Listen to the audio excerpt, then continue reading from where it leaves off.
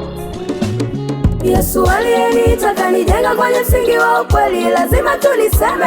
Japo wengi hawapendi kusikiaga ukweli, sinyamazi, lazima tuniseme. Yesu aliyeniita kanijenga kwenye msingi wa ukweli, lazima tuniseme.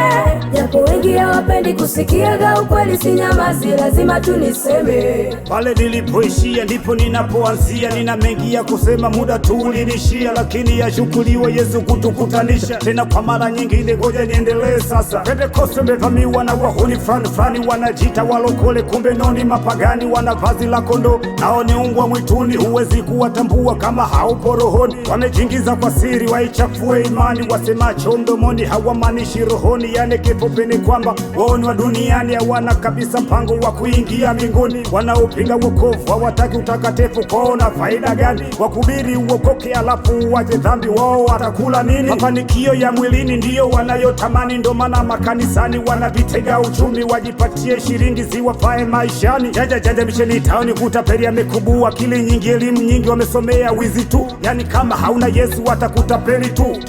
Toa ndugu, pesa zote leta hapa. Watumishi wa mshahara kondoo wamewatupa, hawakemei dhambi, baada yote wanahubiri mafanikio ya mwilini. Pokea gari, pokea nyumba, pokea mabilioni. Washirika wasiojerewa utasikia ailisifu, we amsha bongo, lala, fanya kazi, acha uvivu. Yesu koo ni geresha, kuna nguvu nyuma yao, wanayofata kuzimu iwapatie upako, uendeshe ibada zao. Wakipuriza maiki puu, watu wanangukiana, wakinyosha mikono tu, watu wanangukiana. Wana mapete kibao waliopewa kuzimu, wamevaa misalaba ya kuzimu. Wana mafuta special, wana taulo na leso, wana mavazi special, vikofia na vipimbo, vyote hivyo vya kuzimu. Kwa injili ya ujanja wamejijazia, watu ni maelfu kwa maelfu, wamepata umaarufu dunia yote, waneneza imani potofu. Wanamiliki makanisa makubwa kila sehemu, hayo sio makanisa, ni malango ya kuzimu. Humo kumemezwa watu, wametolewa fahamu, wamebakia mazozo. Wanafundisha madudu asiabudiwe Yesu, wanamuabudu Rusfa, huyo koo ndiye Mungu. Hata mkuu wa nchi alikwenda kusujudu. Taweleza nini ili sasa wakuelewe kwamba huku aliko siona washashikwa masikio? Yesu aliyeniita kanijenga kwenye msingi wa ukweli, lazima tuniseme. Japo wengi hawapendi kusikiaga ukweli, sinyamazi, lazima tuniseme. Yesu aliyeniita kanijenga kwenye msingi wa ukweli, lazima tuniseme. Japo wengi hawapendi kusikiaga ukweli, sinyamazi, lazima tuniseme. Watumishi wako wengi la wa kweli ni wachache, makanisa yako mengi la ya kweli ni machache. Dini nazo ziko nyingi la ya kweli iko moja, impendezayo Mungu, nao ni huo Ukristo. Miungu iko mingi ila wa kweli ni moja, ni Mungu wa Israeli ambaye aliziumba mbingu pamoja na nchi, na kila ukionacho pamoja na wewe hapo naye ni Yesu Kristo. Vitabu vipo vingi vyenye mafundisho mengi, la cha kweli ni kimoja chenye historia ya kweli na mafundisho ya kweli, ndicho kitabu cha Mungu, Biblia takatifu. Ukisoma Biblia mwanadamu tajelewa wapi ulipotokea na hapo ulipofikia, na mwisho wako tapokuwa ni pale ulipochagua. Ukisoma Biblia, hilo ni neno la Mungu, utapata maarifa, utafunguka fahamu, utakutana na Mungu, utamuelewa Mungu. Biblia ndio kitabu kikongwe kushinda vyote, kimeza vitabu vyote unavyovijua wewe na hicho unachoamini. Hakikuandikwa na mtu eti kilishushwa juu, sio kweli, unadanganywa. Hakuna kilichoshushwa isipokuwa ni maana Israeli wakala. Utakutana na vingi pia, utafundishwa mengi, kwa makini siku hizi.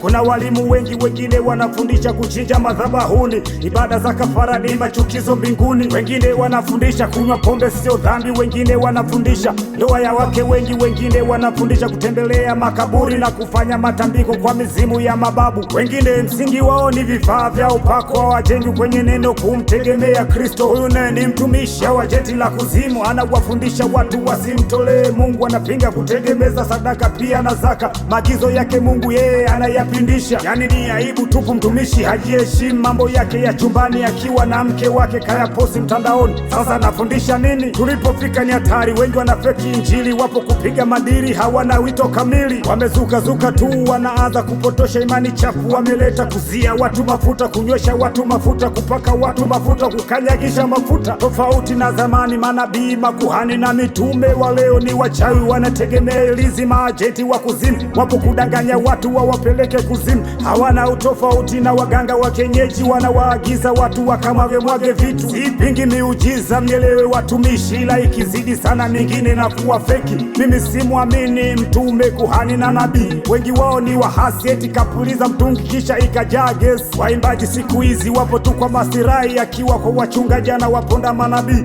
Huyo huyo tamkuta kanisani kwa nabii, kapewa kitu kidogo anamsifia nabii. Tena wanakuambia ukitaka utoboe uovu usikeme. Hiyo ni miladi ya watu. Balansi wimbo wako upendwe na kila mtu. Ukweli ni mchungu ila ni dawa, huponya sinyamazi, nitasema Yesu aliyonituma. Sivae kofia mbili, simama upande mmoja, we ni mtumishi wa Mungu. Hebu achana na siasa, huwezi kutumikia wote mabwana wawili. Mmoja utampenda, mwingine utamuacha.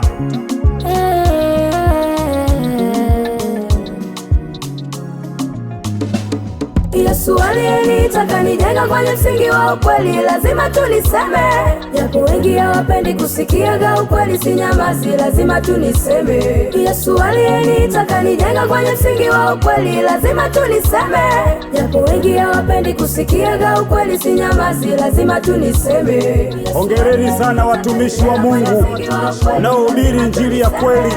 Msichoke kukemea mnapoyaona maovu. Mungu ana sala hata kama akiingia mtu mmoja katika ufalme wake. Kwenye msingi wa ukweli lazima tuniseme.